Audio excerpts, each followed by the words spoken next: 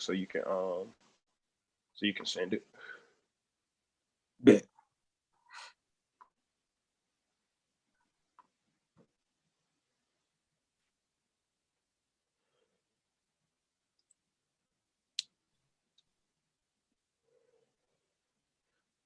Baby.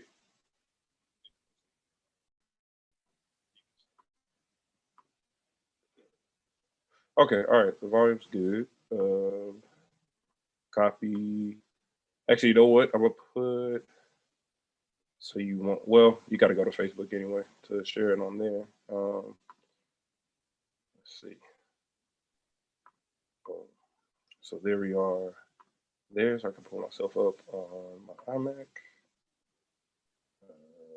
Close that tab. See this link. Boom.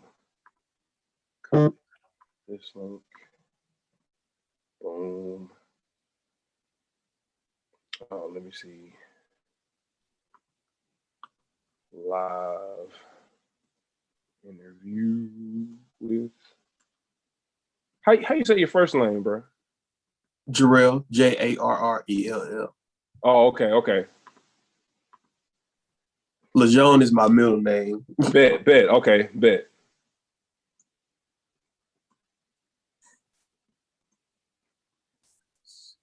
All right. So you can probably see that because I just posted it, so that'll make it easier on you. So you can just share that and or do both. But I'm gonna play this music, pull this up, and then we're gonna get started. Bet.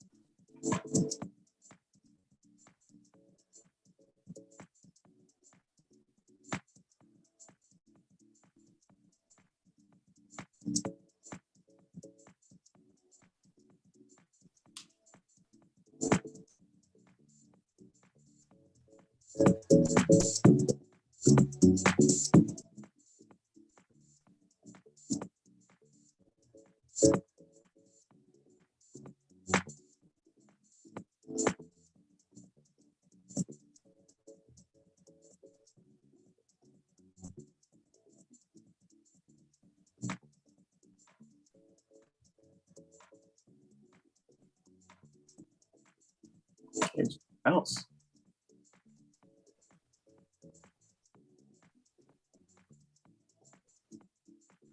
Yeah, they're randomly starting.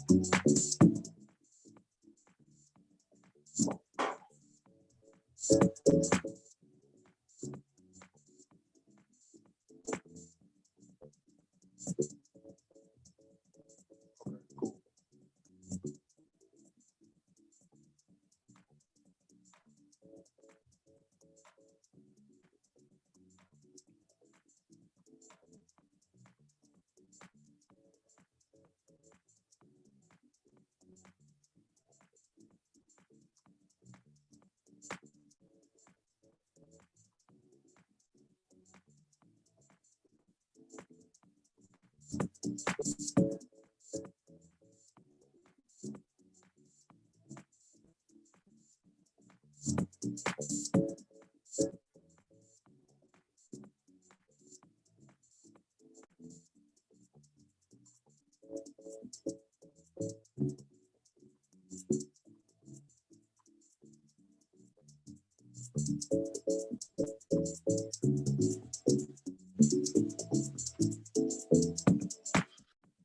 right.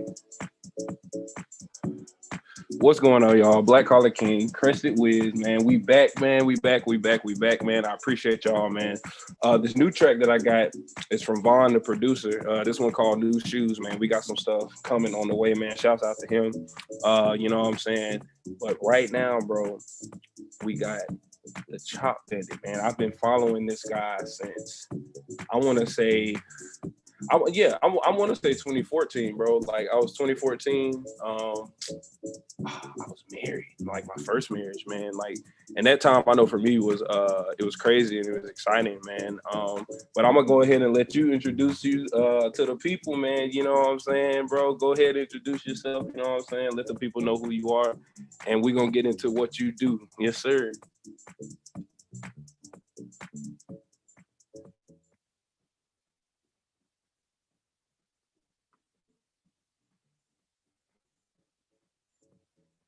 I'm using your mic. Yeah. I'm just a music head, man. Like I'm a percussionist. I've been playing since I was 5. I just love any and everything to do with creativity and art, especially with music. I've been playing for I don't know how long now. I can't even count. So what? I'm 20, just turned 29. So what? That's 24 years. 24 years. Decided to go to school for it. Graduated in 2019. Music has been a weird catalyst in making me gravitate into a whole bunch of different areas because music is so intertwined in everything. But yeah, man, I just love what I do. I just love to play drums, of course. You see them in the background, produce, arrange, stuff like that. That's pretty much all I do for the most part, man. That's what's up, man. That's what's up, man. And yeah, bro, I like that setup, man. So, you know what, man? I want to start all the way back. You know what I'm saying? I want to start all the way back, man. Like I said, I've been following you for a minute, man. So, bro, where are you from? So I was born in Arkansas, El Dorado, Arkansas. And that's when I first picked up drums. But then I moved here to Texas in 2010. And that's when I actually started pursuing music, like for real. Cause like back at home, El Dorado is like really, really small. I didn't even know you can make money playing music. Like I was just doing it because I liked it. So I would just spend hours in the shed at home practicing, but just because I had nothing else to do. I had bad allergies, so I couldn't go outside. So I was stuck in the house most of the time or either on the game. So it was either between that or the drums. So I would spend my time on the drums and then go play the game when it was time to come inside. But yeah, like Houston is where I actually started digging in for real. That's what's up, man. That's what's up. Okay, so we already went through how long you've been playing drums for about like 24 years, huh? Yeah, man. Yeah, that's what's up, man. So like, do you remember like what sparked your interest?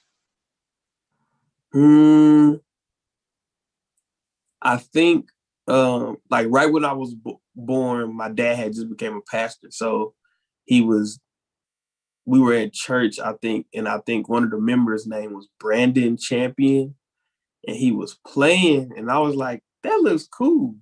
Like as a kid, and I was like, okay, cool.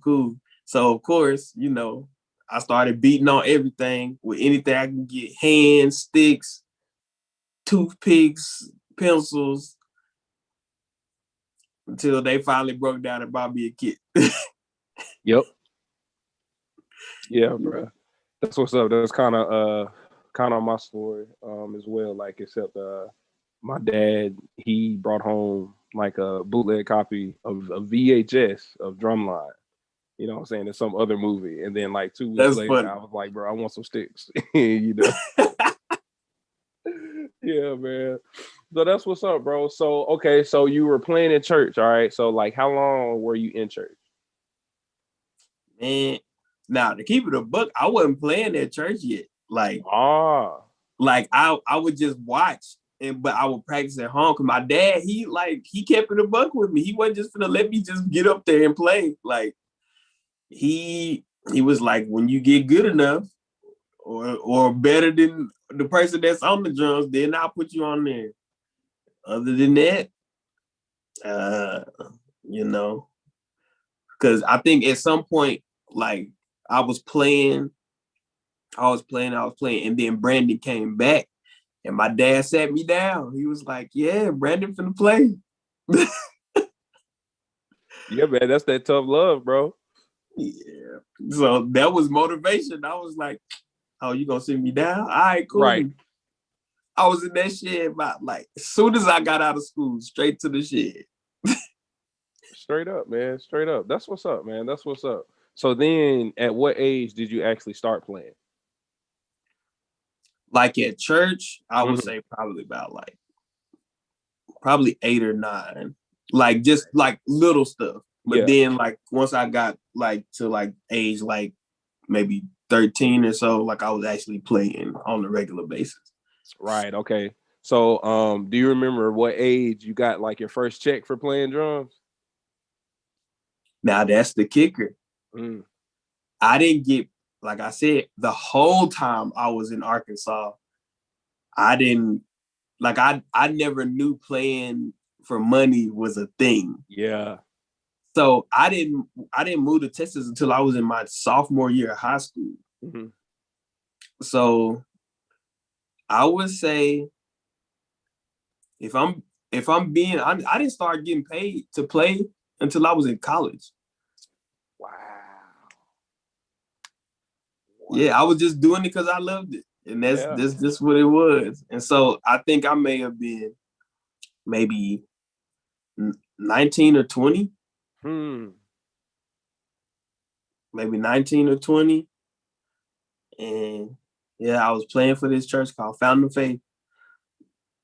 And it was like, I think it was like 150 for the Sunday, Mm-hmm. like a rehearsal and a service. Yeah.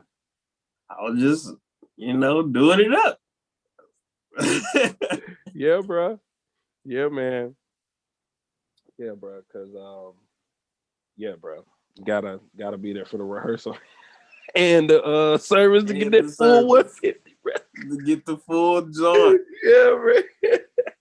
Oh man. So okay, so you're in church from about like 13 to 19, 6 years. And so then you go to college, you said, right? So I didn't go to college actually until I was older. I applied to go to Berkeley Mm-hmm. maybe when I was like 19, Mm-hmm. got in, but I didn't get any scholarship. So I didn't have enough money to go. So one of the things that they try to tell you when applying there is like, oh, we don't look at your resume. That doesn't mean anything. That's a lie. Hmm. Like I was just a country bumpkin that just could play. So, I didn't have a resume or anything like that. And so I was like, okay, they telling me that the resume don't matter, but I think it does. So when I couldn't go, I spent the next couple years actually building the resume. So I was like, okay, like I'm in Houston, let me get out in the scene. That's when I started meeting people and really diving into the scene and actually getting gigs and stuff. Yeah. And so after I did that and I built up my resume for a couple years, played with some cats, put out a few projects with them, then I reapplied. Mm-hmm. And I think that's when I got in. And so I got in for fall of 2015. That's what's up. Fall of 2015. And then how old were you then? 2015. Ooh, let me count these years, man. It's 21 right now. That's 6 years. So I guess 22, 23. Cool. So then, okay, so by the time you apply and by the time you get in, you're building connections, you're gigging and stuff like that. So take us to Yeah. that through that little period, man. So you're like, all right, well, I can't get in because of my resume. So then you move to Texas, and then you started working. So what was that journey like? So I was already in Texas because I was here during high school. Yeah. Um, but I was here for high school. Mm-hmm. And so like when I noticed that was a thing, I was like, okay, let me spend this time. Like I'm already here, and Houston is full of beasts, Mm-hmm. like, so I was like, let me go learn. So I went to go learn from people like Ronnie, like there's a dude out here named Ronnie Coleman, Mm-hmm. and another cat out here named Pat Williams. And like meeting up with the young cats, it was like Matt Kirkwood, and his homie Paul Cornish, Teron Lockwood, like Chris Sommer, like all these little homies that I ended up meeting. They went to this school called HSPVA, which is a performing arts school. And so meeting up with other cats, older cats, Brandon Lockridge, dude named CJ, and just started connecting with people. And so my whole thing has always been like, I understand, like if I'm gonna dive into the industry, everything is connection. So I would just learn that I'm like, okay, I need to go out and network every night. And it would get me in trouble sometimes because I'd be like, okay, I'm not coming home till like 3 or 4 in the morning. Right. But I'm not out here doing nothing crazy. It just be like, because we kind of stay a little on the outskirts of Houston. So I finished like, they finish up, they set at 2 o'clock in the morning. I still got to drive like an hour home. So at 3:30, start kicking in. And that's around the time like one of my dad would actually wake up. And so he'd be like, I'd be walking in the door, he'd be walking out. So just dealing with that, like trying to like actually be about it, staying in the streets, and just grinding, like really just getting out there. Like started up a whole band with these 2 cats. One of them was called the After Vibe, the other one was called the Victor. And I was like, yeah, let me build this resume, get it going. And so on a whim, one day I think I had like a little lull. Like I was like, I just had some chill time for like a couple weeks. Mm-hmm. And on a whim, like the application process popped up in my email or something. Mm-hmm. And I was like, oh man, let me just apply. Let me just see what happens. Well, let's see what's going on. So I go through the process and all that, and then I ended up getting a partial scholarship. So partial scholarship came through, grace of God, like, Pops got enough money together for me to go for the first year. And he told me straight up, he was like, I got you this first year, but you better get up in there and make something shake, because I ain't got nothing else for you after that. Yeah. So that's what ended up happening, man. Like that's what got me out there. And from there, it was just grand hustle. Just steady going. Yeah. Man, that's what's up, bro. That's what's up. Okay, cool. So you're in there now. All right. So you're in there. So before you got in there, what were like some of the artists that you played for that you met out in the streets between 19 and getting inside of Berkeley? That's the weird thing. I think I got to play with this cat named Joe Carmouche. Him, like a guitar player out here that's well known. Ronnie Coleman, again, he let me play with him one time. There's a spot out here called the Red Cat Jazz Cafe. They had like a little artist showcase thing where they would play sometimes. There's this artist out here named Miriam Echo, and She was one of the artists I always wanted to play with all the time, but I would just go watch. And right before I left for Berkeley, I got to play just one time with her. And then I was like, I had to leave like 2 weeks later. Mm-hmm. So like it's so funny because like to this day, I don't think she ever will remember me. Like, because I barely, by the time I got back to Houston, the pandemic and stuff, so I haven't really been out. So yeah, so I would have to like, basically restart that whole thing from scratch. But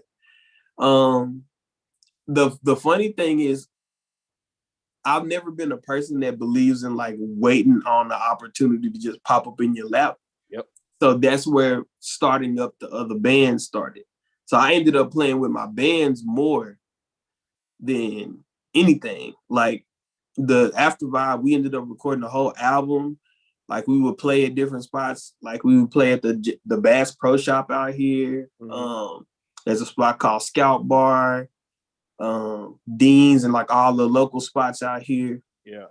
And then the Victor, we would play at this in the area called Montrose out here. It's like the kind of like the avant-garde area, like real eclectic, nice vibes, real chill.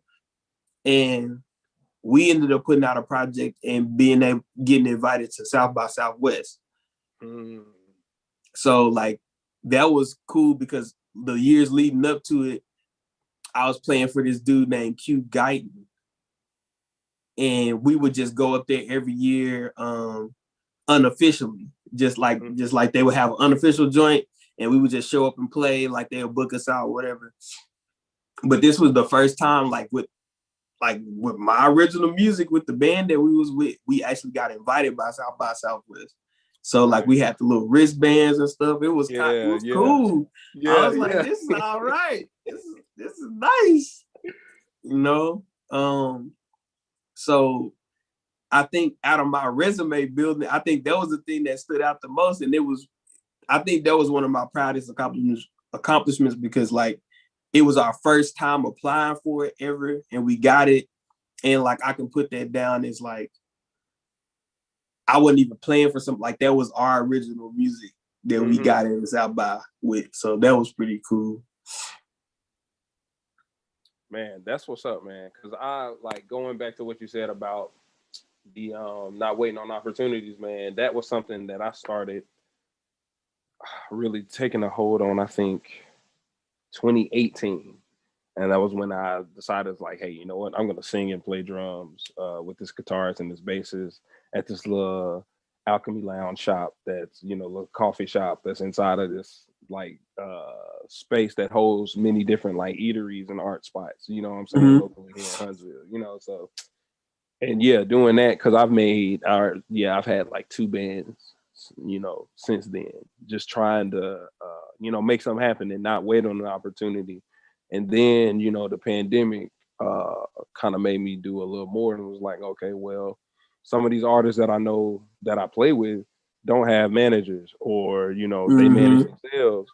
So it's like, okay, well, if I can get in knowing my resume that I played with these different artists, they've already seen me at these different venues with these different artists. Hey, if I can tell you that, hey, I got this artist from a different state, or I got an artist here that's that has local music, I can get, you know, your venue some money as long as you can take care of us, you know what I'm saying?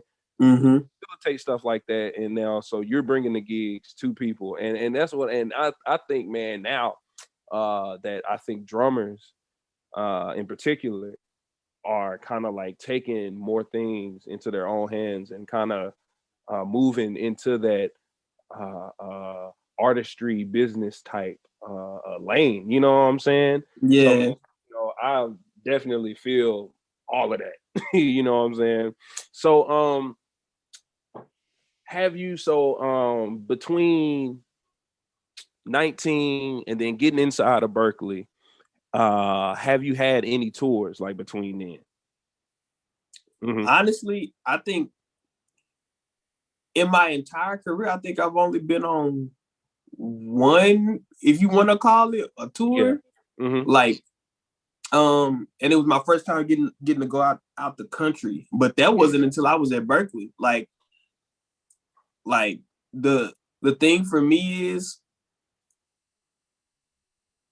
think I'm a person that's like I've been tour ready, but like like I'm not a person that's like super connected. So everything that I've gotten has been through God and hard work.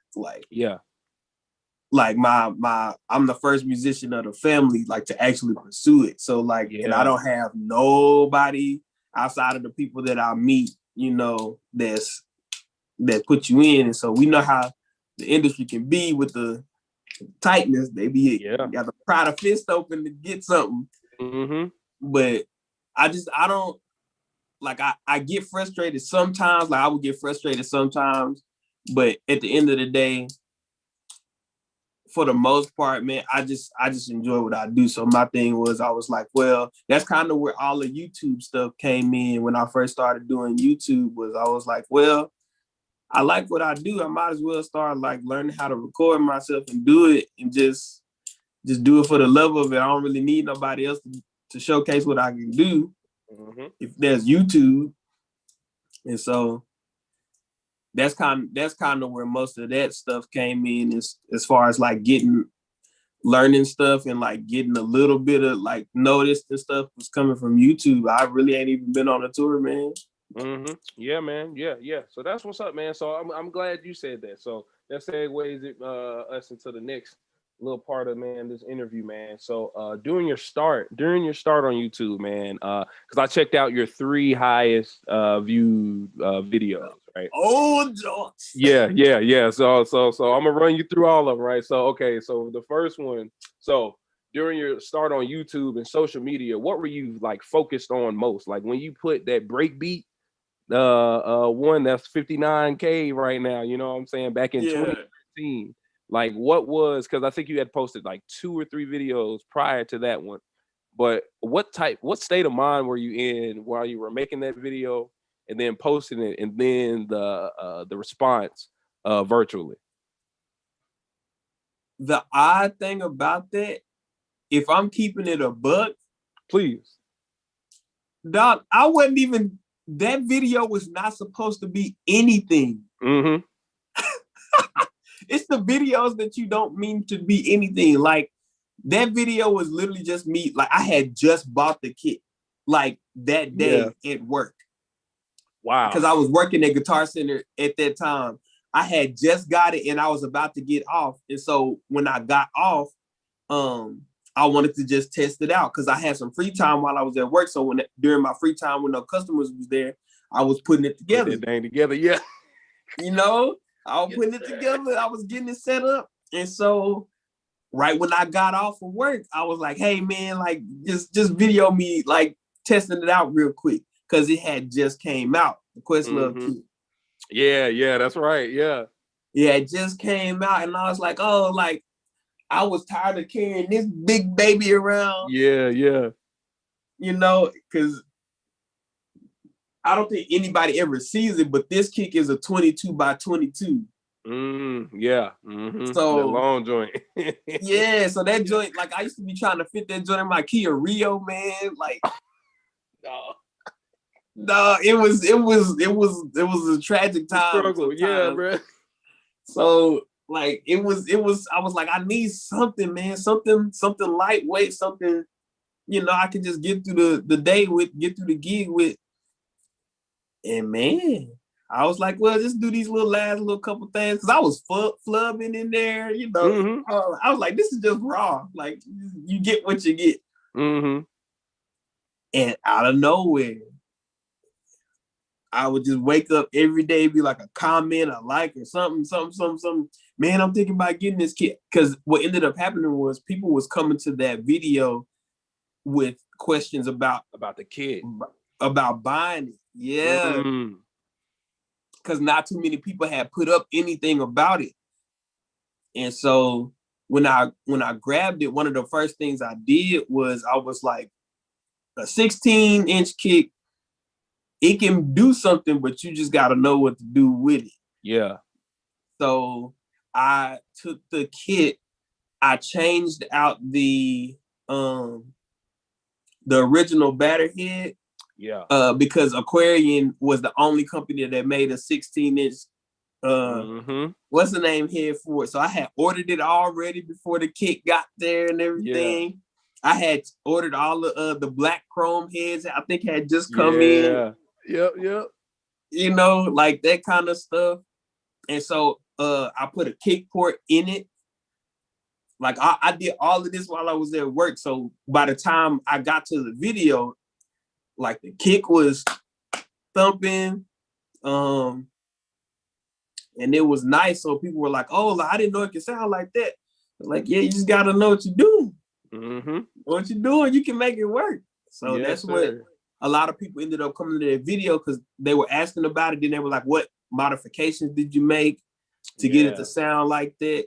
So I was just answering them. And like, literally, the funny thing is somebody literally just 2 days ago just asked, is this still a good kit to get? Wow. Yeah. That is, man, that's what's up, man. Like, that goes to show, like, whatever. Because when you got done, because you knew, like, yeah, I'm just testing it out. And then you just uploaded, like, right before you uploaded it, what were you like thinking? Because you knew it was flub, but like just putting it up, why did you put it up? What was your why for doing it? Man, one of my biggest influences is Thomas Pridgen. And Thomas, like, you can go back and find videos way back in the day, and he didn't care about like flubbing or messing up. And like in my head, that's a daily battle. Like I'm constantly like fighting with myself about like perfectionism and like, dude, if like some of these videos, like these earlier videos when I hadn't played in a while, if you knew how many takes actually went into some of them videos, because I would just be like, the whole rest of the joint will be like 99% of it will be nice, but I would be off on one snare hit, and I would just scrap the whole thing. Like I don't like punch ins. I don't like video cuts. Like I'd be like, nah, I gotta play the whole thing through. So, not like in that moment, I was fighting with myself, like, oh, like. But bro, it's just whatever. Like, just put something up. Just do it. And so I just did it, and that's what ended up happening. That's what's up, man. That's what's up, bro. Yeah, man. Because I know stuff like that, man. For anybody to even get, you know what I'm saying, that type of views for something that they really didn't, you know, put too much, you know what I'm saying, effort into, bro. You know what I'm saying, and then to get that response, I know that was a morale booster. Yeah. Cool. It made me really like get serious about it. Yeah, right. And it's like, oh, okay, all right, I can actually do this even with the flups. You know what I'm saying? Yeah. Like, you know. So then after that joint, you put out Good Kisser, which I think was at like 29K right now. Yeah. So that joint, because I know when that song first came out, like it was just a banger. Like, you know what I'm saying? Yeah. So what was the process, you know what I'm saying? Same question and everything like that. So Good Kisser was, I think, one of my first videos where like I actually had like recording like equipment. And so I was at Guitar Center and I was like, man, like I want to get to actually like record my own stuff and learning that stuff. So on my Facebook, I did a few test outs where I would like try out mixing my drums and putting together stuff. And so Good Kisser was like one of the first ones where like stuff came together nice. Where I was like, okay, yeah, this is yeah. And I had gotten like the little video editing part with slicing, putting stuff together with the GoPros and stuff. Yeah. I was like, GoPro was getting heavy around that time. Yep. People was really digging in for GoPros. So I was like, I had got me like 2 or 3 of them, and I would set them up, turn them all on real quick, and get my recording going. That was the first one I was like actually proud of. I was like, okay, like this is nice. You know, it came through all right. And people liked it. And so I was like, okay, cool. But that is what's up. And I like what I like about it most, that video, was like your approach.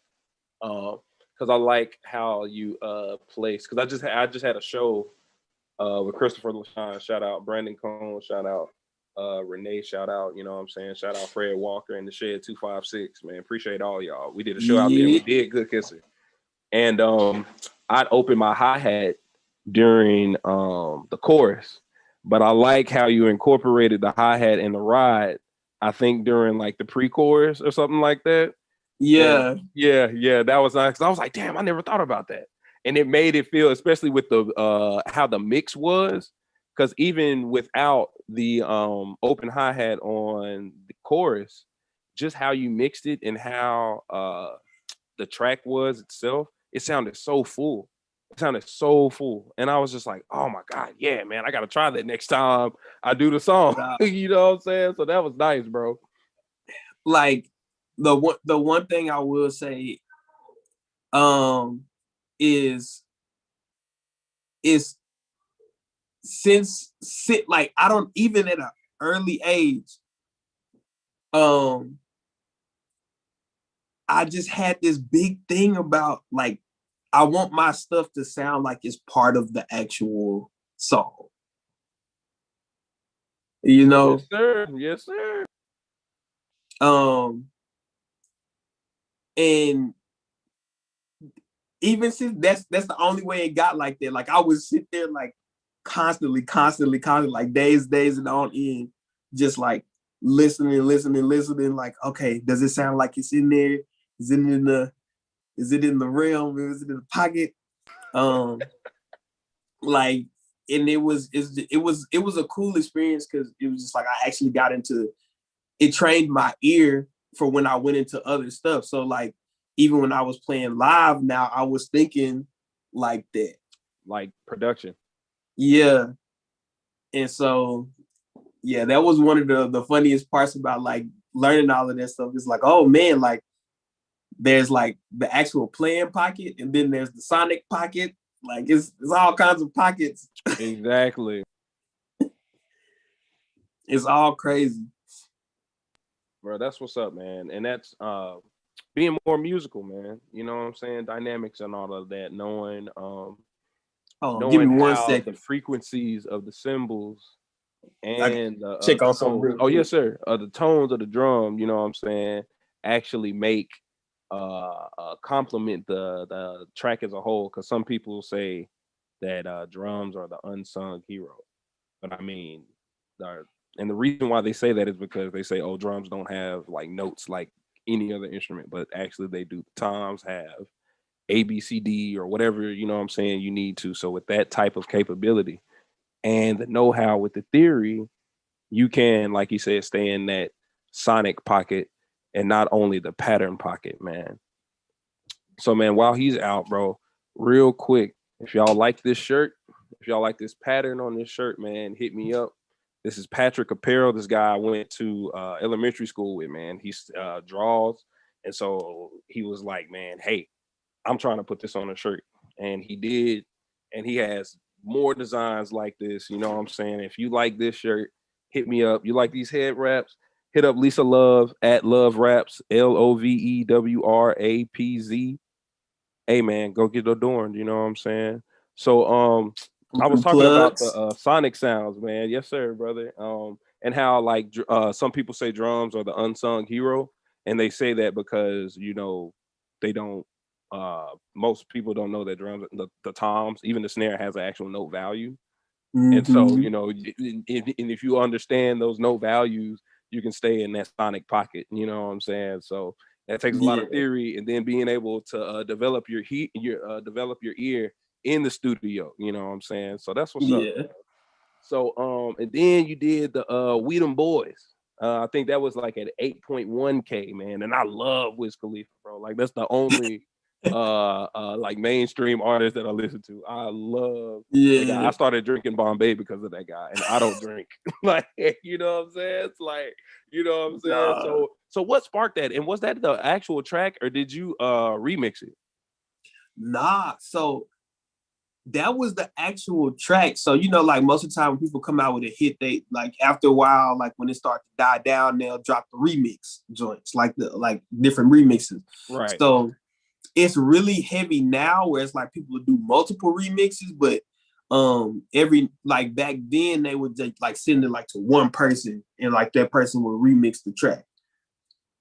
And so there's this cat named Louis Fulton, and that's who remixed the We Them Boys joint. And so not too many had heard that remix. And so I was like, well, let me just try something different. Like I was like, everybody know the original, but not too many people know about this joint. Yeah, I was like, Lewis did his thing on here. This joint is smacking. Yeah, it is. I was like, let me try that.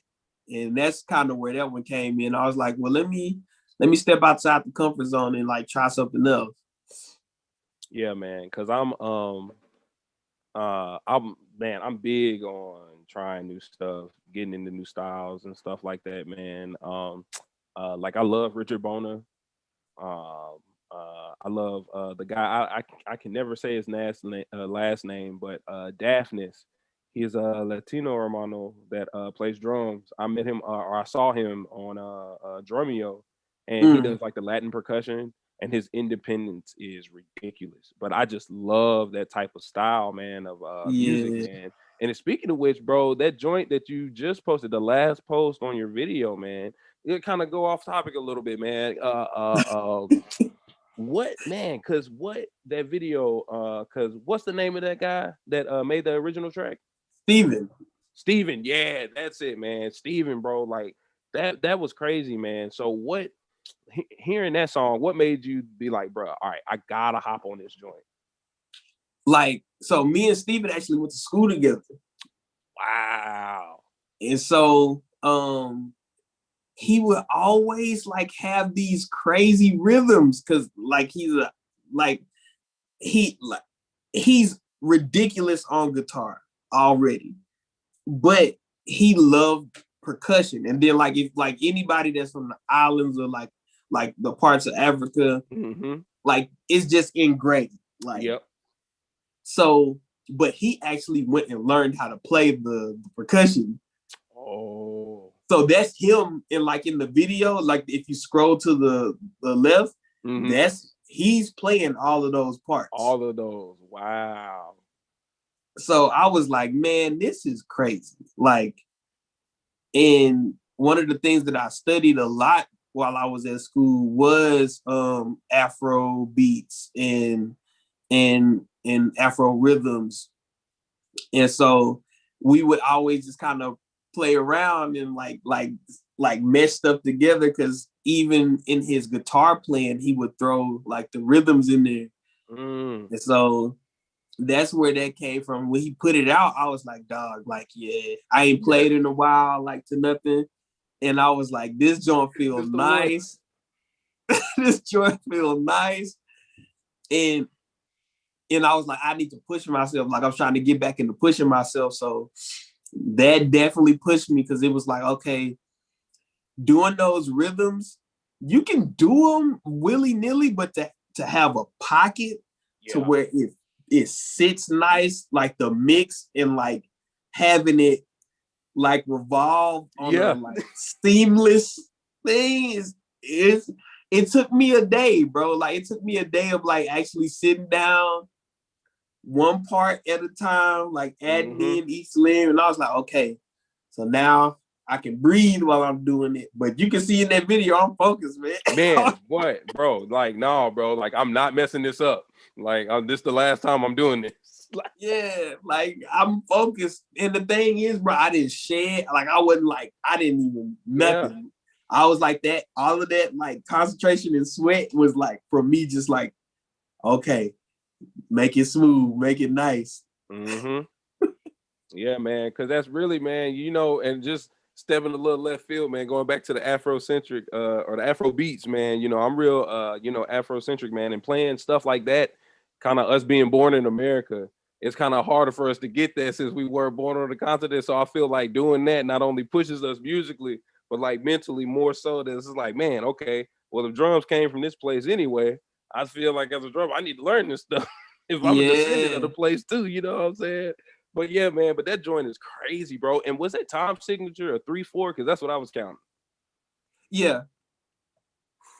Bro. Because I don't know if you saw, it was probably about 2 months ago, maybe by now.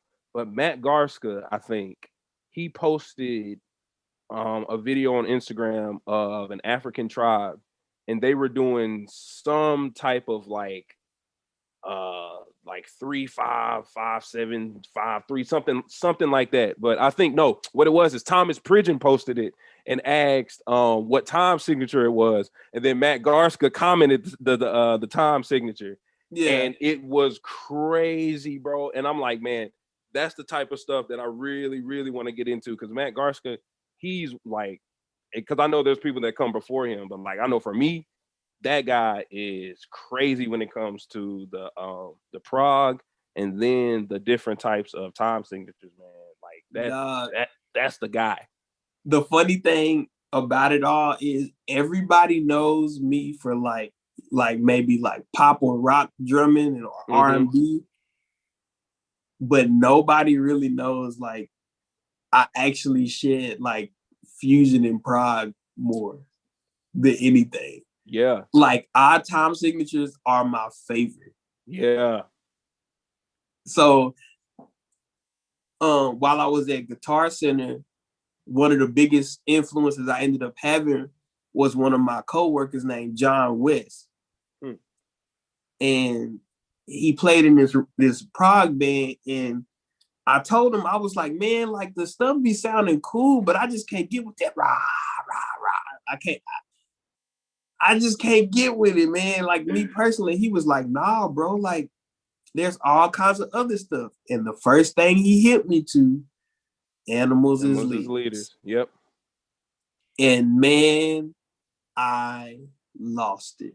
Yeah. Yep. I lost it. I was like, so this? Yeah. And so he ended up being one of the biggest influences to my playing, because we, from that day on, we would literally, like on our free time, we would sit on two kits beside each other and we would trade licks. So I would give him all the R&B, rock, gospel licks, and he would show me like all the prog stuff. And so we ended up like melding these two different styles. So like even in his music now, like you would hear like certain licks and you'd be like, wait. Right. Yeah. And the same, like I started learning like the blast stuff and putting that into my music. So perfect example was like I started using it in R&B songs where like the certain kick patterns, like the one I could think of most that come to my head is the fine China kick pattern. Like there's a part in there where like it's like 3 or 4 like super fast kick beats behind each other, like da-da-da-da-da. I learned how to do it because I was fooling with John. Right. Yep. Yeah. So I love all that stuff, man. Like to this day, prog is life. Like it's one of my go-tos. Yeah, man. Speaking of that, Animals is Leaders, bro. I think my favorite song out of all their albums, I think, is what Inner Assassin from their latest one. I think that joint, because it's like the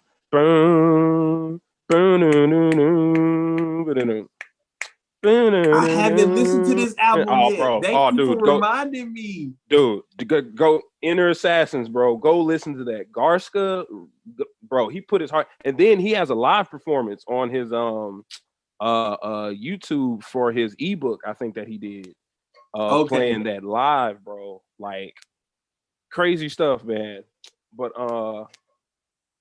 now I want to go a little bit into 2019 now. You know what I'm saying? I want to go to 2019, bro. Because I remember, bro, when you first started posting these like you know, kind of like musician talks, you know what I'm saying? Musician psychology type of videos, man, you know what I'm saying? Yeah, you know what I'm saying? So what made you start doing those type of videos? What made you just sit down, you know what I'm saying, pre-pandemic before everybody's doing podcasts and everything? What made you be like, hey, you know what? I see something that I think I want to address. What made you do that? Man, I'm a real reclusive guy. Like I like staying at home. Like I don't like to be bothered. But when you in school, you can't really be like that. And I'm in the music industry, so I can't really be like that. Yeah. So I'm like, I was in school and they would you just run up on some crazy situations, man. Like stuff you be like, this is stupid. Or it'll be some stuff that you be like, okay, this is dope. I think this should be highlighted. And so I think one of the first ones I put out was highlighting this jazz club named Wally's out there that's actually been like the stomping grounds for like hella people. Like there's people that got clips from like Lil John Roberts when he was there. Like, you know what I'm saying? Like anybody who went to Berkeley and that's become a staple has played at jazz, like at Wally's. Like it's like a rite of passage almost.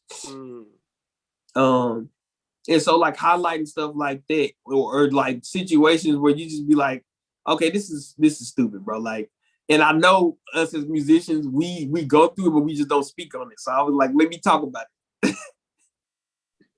Most definitely, man. Because I appreciate it, man. I appreciate those, bro. Because I think the one I listened to was "Give Me Your Props," man. Give me my props, and how you were comparing it to the Soulja Boy situation about the video game system that he had dropped. You know what I'm saying? They were trying to clown him.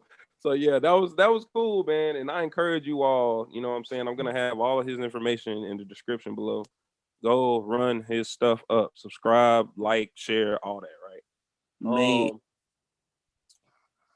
So man, with that, bro, and then I saw these two Jordan pieces, these two Jordan pieces, you know what I'm saying? And I was like, yo, he is snapping, like Dream, Death Root, like what? I was like, yo, and I was like, bro, how did I miss this? And then the Black Magic one, I was like, man, like what inspired both of those pieces, bro? Because like those are fire. So my roommate at the time, Jordan Peace, that's him. And I had just got this camera because my thing was, I was like, okay, like if I'm gonna start putting out these YouTube things, I want to make sure that like the content looks nice, you know, all of that.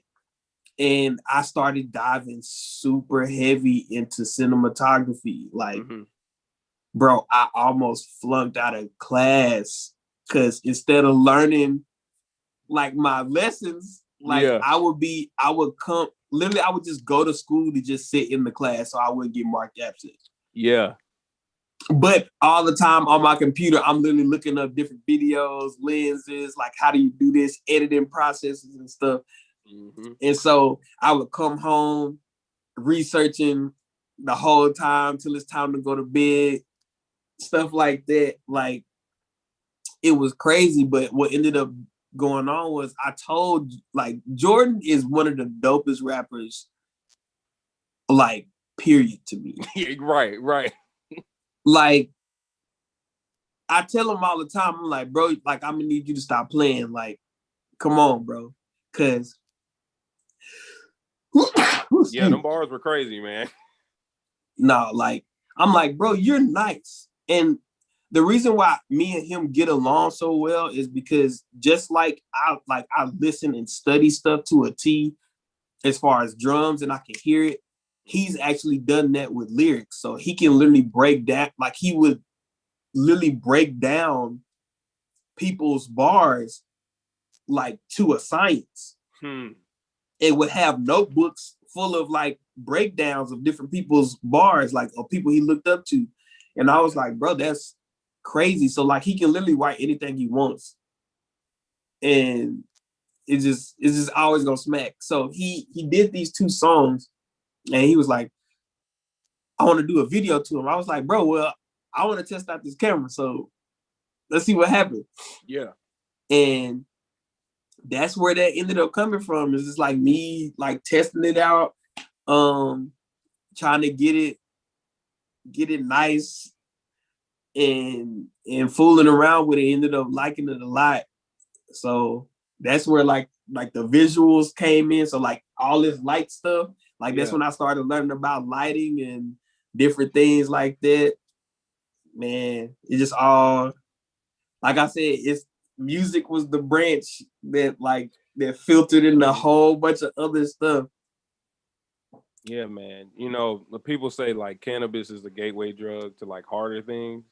You know, I think like, you know, musicians, whatever you start with, especially like I think for drummers, like if you usually start with drums, that's a gateway drug to like entrepreneurship. You know what I'm saying? Because then you just want to like, oh wow, hold on, I got money off of this. Okay, well, man, I like doing this. Like I know some drummers are doing gaming commentary, and then they're doing drum videos and stuff like that, man. So like, I applaud you for that, bro. You know what I'm saying? Because I don't know how many people have just, because I know me in the past, I was just like stuck on like, dude, I'm just gonna play drums. But like, there's things I had to be realistic, and we like, well, dude, there's other ways you can make money doing stuff that you don't even, you know what I'm saying, realize that you want to do at the time. It's just that, like, for a perfect example for me in this podcast, man, like, I didn't think about it till the pandemic, but my first microphone that I had, and I knew that I wanted good sound, you know, like, but the first microphone that I had in order to make the sound that I wanted, I had bought like 5 years ago when the Guitar Center here had first opened up.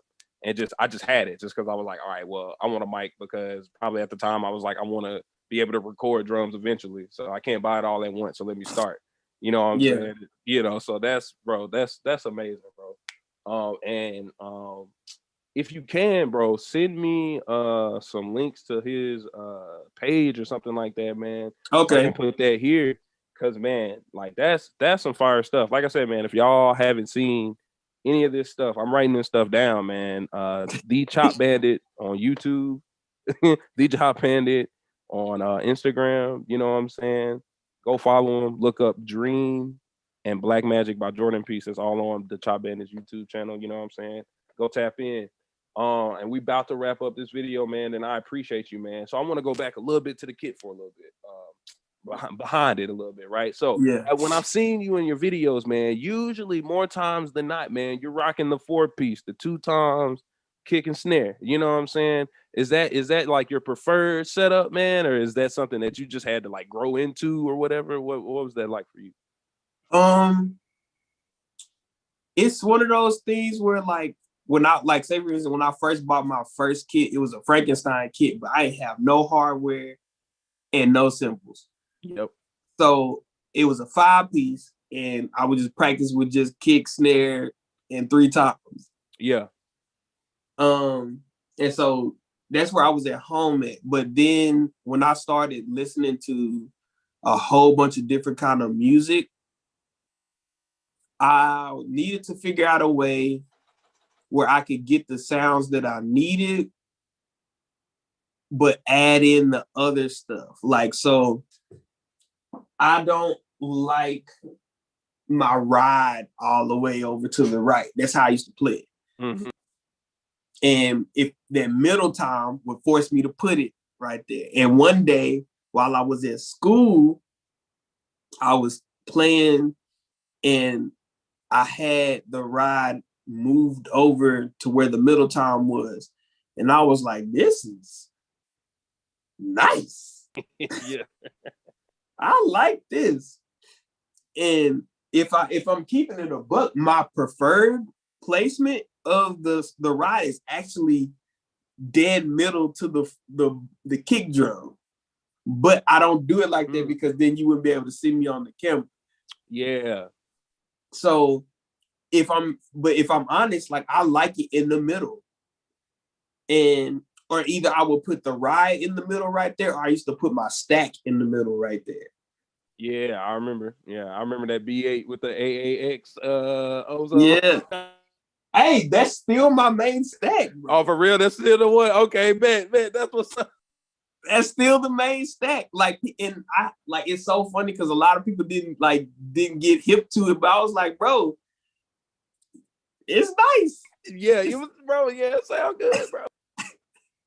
But so I used to put that joint right there, and I don't know, everything started molding around that. So I started adding like cowbell right there on the kick, and that's just ended up being my thing. Like a lot of the times, especially then when we would do gigs too, you'd be like, ain't nobody finna be carrying around no extra time, bro. Like it just started getting monotonous. Like it's like, okay, least amount of stuff.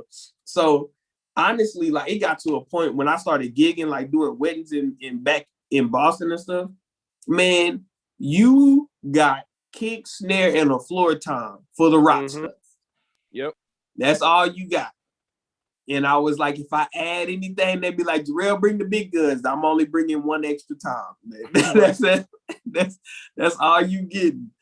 And so that became my thing, man. Like, it just feels good to me. Like, I can still play like 5-piece and all of that stuff. But for me, it was like, I can get whatever I need to say across with just this. Right.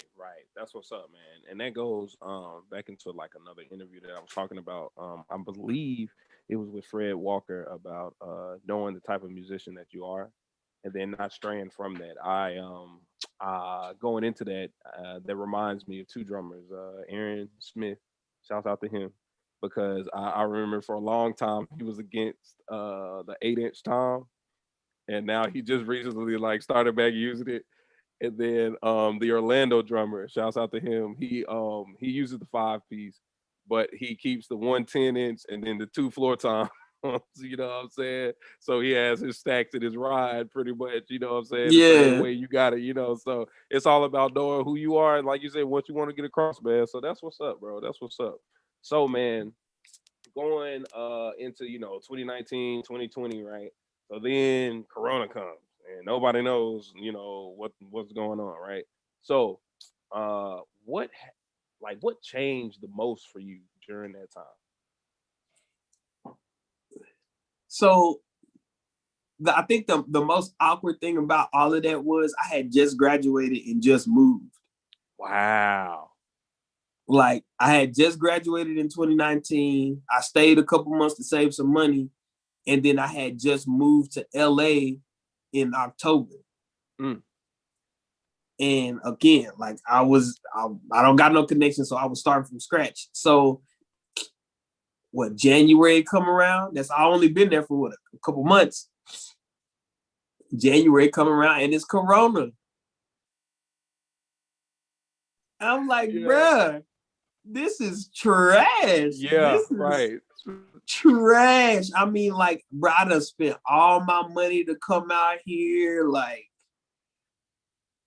I done took the big leap and then got like, like Indiana Jones, like trying to get to the treasure. Take that step. I guess I stepped on the trap this time because I don't know where that big old plank came, hit a brother in the chest, something, man. Like, I was like, dang, bro, this is what we doing. So I tried to hang in there, man. But one of the biggest things that I did, and I promised myself, I was like, if I'm gonna make money, it's gonna be making music. Like I had worked and did other jobs. Like I don't knock anybody who's doing it. And I feel like everybody should to just know what it's like to know what that, like understand what it's like. But one of the things I said was, I'm like, okay, if I'm gonna do this music thing, once I stop working a regular job, nothing I do will ever, like, it'll never deviate from music or creativity. So after that, I was staying true to it for the most part. I would take little jobs here and there. Like me and my homeboy, we would go help with construction sometimes with his godfather and like little jobs like that. But it was like nothing like official and like I would be doing that on a regular basis. So it held out for a little bit, but around my birthday in May, I ended up moving back to Texas. And so my parents was like, yeah, like we understand that you want to do your own thing and all of that stuff, but like at the same time, ain't nothing wrong with regrouping. You know, it's like I fought it for a minute because like nobody wants to go home. Like it's a feeling of loss and all of that stuff. But at the same time, part of it too, it just didn't really sink in that like this is a worldwide phenomenon that's screwing everybody and nobody could have prepared for it. So I'm like, I had to just really accept, Jarrell, you're allowed to like regroup. So I was like, all right, like, let me just go back and regroup then. So that was that. That was very weird, awkward, just, ugh. Yeah, man. Yeah. I completely feel that, bro. Because did you still have recording equipment then when you were in LA and then transferring back? Nah, only thing I had was my camera stuff, which I had all fit into a trunk. But a lot of my recording stuff, because while I was at Berkeley, they had like we could go record in their studios. So a lot of that stuff it either got outdated and I ended up selling it. So I didn't really re-up on the recording stuff until I got back to Texas. Right. And speaking of which, man, I remember, if I remember correctly, I don't remember what you had posted that you had wanted or needed, but I remember you had posted saying that, hey, man, I need this so I can start making content again. You know what I'm saying? So like, hey, anybody can donate, man, help me out. You know what I'm saying? So like, what was that process going through? Because I know that's like taxing mentally after coming home and being like, dang, all right, well, trying to give yourself that grace and that forgiveness, you know what I'm saying, for something that you couldn't prepare for real, or a Yeah. mistake that you made, you know what I'm saying? And now it's like, I don't want to seem like I'm begging for something, but I mean, you know what I'm saying? I need this. And if I do this, you know what I'm saying? I can actually show people, you know what I'm saying, what they invested in. So take us through like the process of like going through with yourself, going back and forth saying, man, should I post this or not? Man, I would have to say it was God because I had done GoFundMe's before and like, I really didn't get that much support like at all. Like the two GoFundMe's that I had did before prior, I barely raised $100. Wow. And I think that's collectively on both of them. Yeah, on both accounts. Wow. Yeah. Dang. So, like it left a sting in my mouth because like my thing has always been like, if I got it, you got it. Like if I got it to give, I'll give. Like whether it's money, information, opportunity, whatever. Yeah. Like that's how I always been. So, it's not fun when it's not reciprocated. So it do kind of leave a sour taste in your mouth. Mm-hmm. But I had that sour taste, but something told me, I kid you not, I was laying at the edge of my bed and it just came like kind of like the whole like applying the Berkeley thing. God just must have placed it there because other than that, I had like my mindset like I would never do a GoFundMe again. And so he literally gave me like the whole plan. He was like, okay, these will be the incentives. This is the time frame you're looking to get it done in and all of that. And so I put it together. I put it, made sure it was nice and neat. And then I put it up. And it was crazy because my biggest thing was if I'm gonna come home, I need to be productive. And I was like, but there's no way for me to be productive because the crazy thing was I had the opportunity to play for the Blue Man Group, right? Wow, yeah. So I did not know that would come back to bite me in the butt. And here's why I say that. The Blue Man Group job was a W-2 job. Whoa. So I made for that year about $6,000 with the Blue Man Group. Yeah. But my main income was from playing weddings and gigs, which is where the rest of my like $20K or whatever came from. But the government being the government, they told me I didn't qualify for pandemic assistance, which if I would have got it, that would have been enough for me to pay like all of my stuff off, invest in equipment, and put some money back in savings. So I'm up here planning it out like a full-on budget of like, okay, I'm gonna pay off like some credit cards. I'm gonna set this aside for some equipment, and I'm gonna put this aside for some savings. Yeah. 2 days later, I get a denying letter saying, because you made more than $5,000 in a W-2 job, you need to file regular unemployment.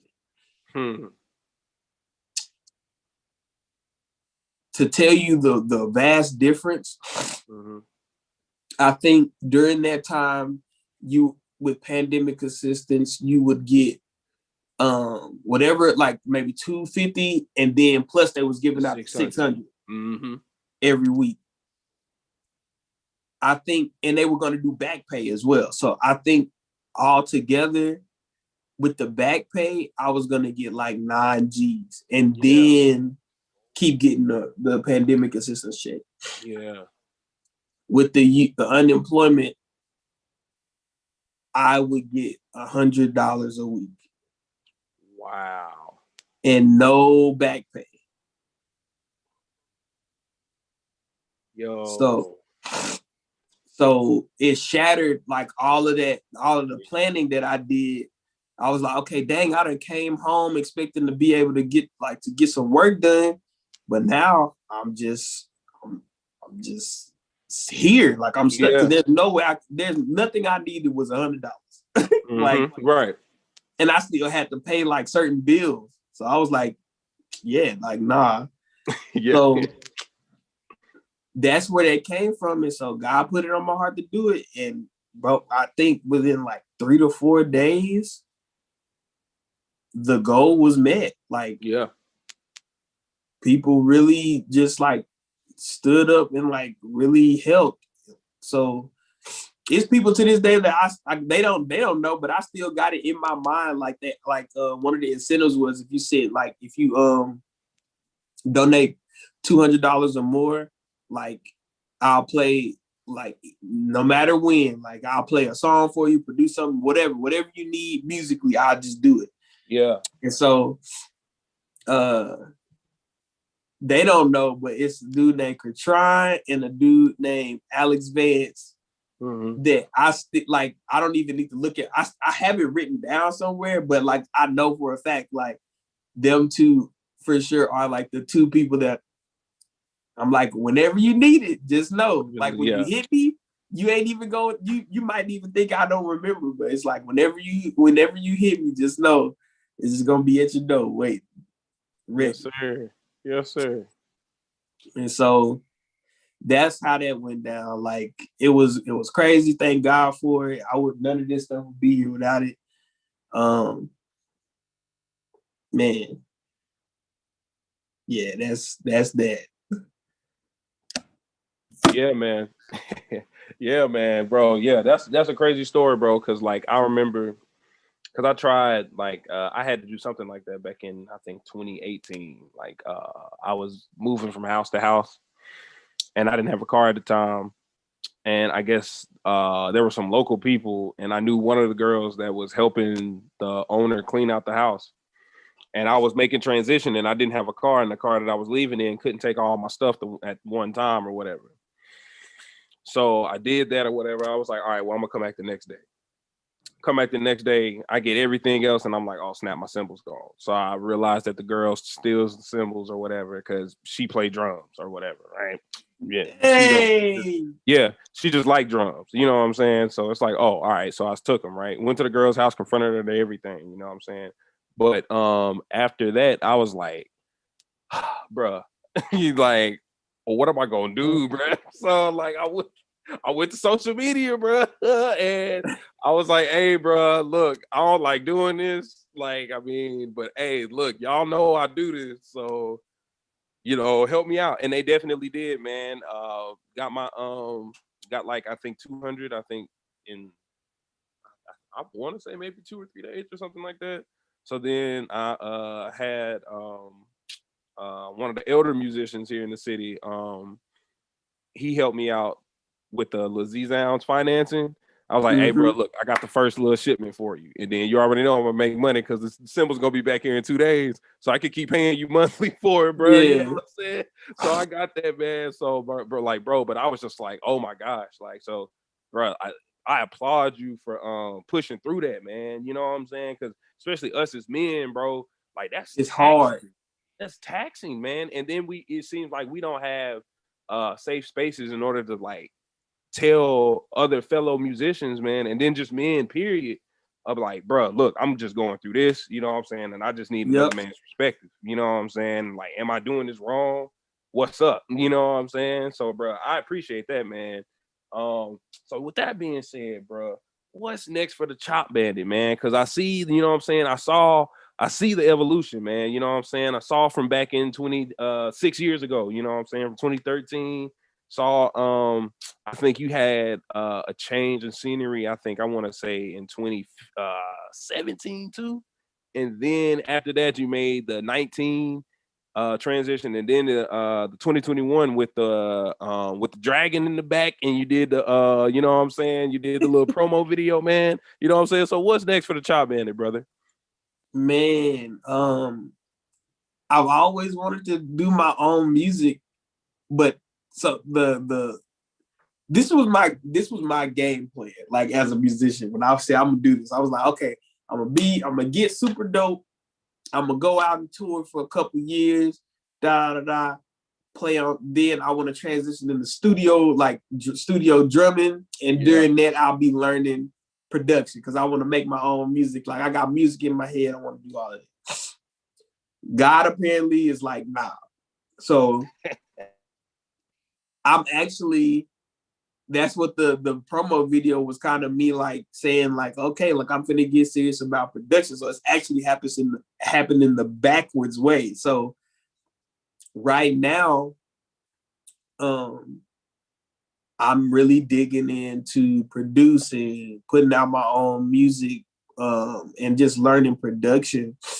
But still like still keep it on my drums, of course. Like I just love it. Like that's my passion. But most definitely. But yeah, like it was like, okay, like don't be sitting here just waiting on something to happen. Like I said, just don't be waiting on nothing to happen. Just you got the time, so actually sit down and learn this stuff. You said you want to learn it, so you got the time. Learn it. Yeah. So that's what I'm finna be doing in the upcoming months, years, whatever. Is just honestly, if I'm keeping it a buck, I don't mind not touring. If I can get this stuff nice, I'm like, shoot, I'll be perfectly fine. I'll be like, I'll send out the arrangements. You can have a blast. Go do what you want to do, and I'll just be on my porch. Yeah, in the country mains with my lemonade. You feel me? That's it. Yo, man, that's what's up, man. That's what's up, man. Like for real, brother, man. I got to get you back on the show, brother. I appreciate you, man. You know what I'm saying? We're about to wrap this up, man. This has been Crested Wiz, Black Collar King, man. I'm gonna have all of my payment platform information, all of my social media information in the description. I'm gonna put Chop Bandit's information in the chat as well. I appreciate everybody that tuned in. I appreciate everybody that's gonna watch this playback. Stay tuned. I got stuff coming, man. Going back a little bit to where we were talking about safe spaces, man. I think something that I want to do with Vaughn Vaughn, the producer, the guy that heard the track that I was playing before we started, man. I want to do something with him to actually try to make, you know what I'm saying, safe spaces for musicians, man, to share our struggles, man, you know, because, you know, if we go through anything, usually that we go through as musicians, it affects us, whether Yeah. it's physically or it's emotionally, you know what I'm saying? And then those emotional ailments, if not taken care of, will turn into physical ailments or physical dependencies, you know what I'm saying? And I think us as Yep. musicians, it's easier for us to fall into those vices and then not see a way out. And then that affects us, you know, being able to not only musically, but monetarily, you know what I'm saying? So, I'm seeing different platforms arise, kind of addressing like mental health and stuff like that, man. But I really want to like focus in on the musicians and stuff like that, especially drummers. Not just because I am one, but just because, man, I think that we have a unique place when we are behind the artist. You know what I'm saying? Because we're usually always in the back, and us, no matter how big or small the venue is, we not only feel, not only carry, but we feel that energy throughout the room. You know what I'm saying? And so we need to be emotionally intelligent enough to be able to check ourselves in any given moment. You know what I'm saying? Because that'll just help us all around. You know what I'm saying? So I got Yep. stuff on the way for that. Y'all be on the lookout, man. I appreciate y'all, man. Once again, this Black Collar King, Crested Wiz, the Chop Bandit, we out.